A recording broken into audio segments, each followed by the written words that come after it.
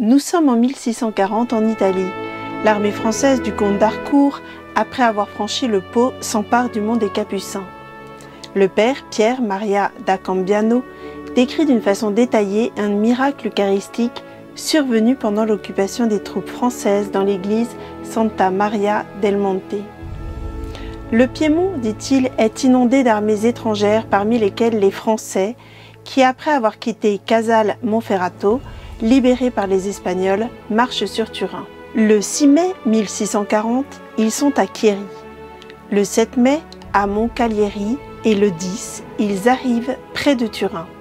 Rasant la rive gauche du Pô, ils assaillent le pont qu'ils prennent malgré la défense efficace de nos soldats qui se retirent vers le couvent des Capucins del Monte. Là non plus, ils ne se trouvent pas à l'abri. Le matin du 12 mai, les Français infligent 2 puissants assauts aux tranchées. Bien que résistant au 3e assaut, nos soldats doivent se réfugier dans l'église.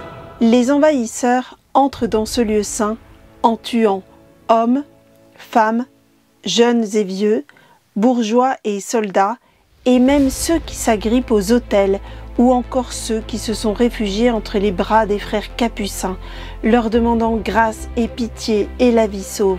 Mais pas un religieux n'est blessé. Tous ont le cœur brisé à la vue de ce massacre. Le couvent est pillé de tous les objets et meubles que les civils ont entassés, croyant les mettre à l'abri.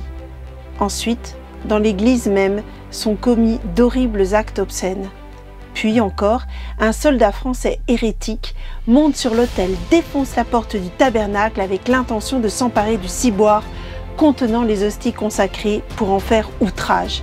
Mais, miracle, une lampe de feu sortie du ciboire frappe en pleine poitrine le français sacrilège, brûlant son visage et ses vêtements. Le soldat, épouvanté, se jette par terre en hurlant et demande pardon à Dieu.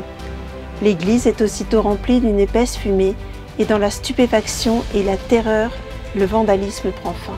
Nous voyons de nouveau, à travers ce miracle eucharistique, Jésus réveiller le cœur endurci des soldats qui ne craignaient ni les hommes ni Dieu, les poussant alors avec force au repentir. Oui, car les bontés du Seigneur ne sont pas épuisées, elles se renouvellent chaque matin.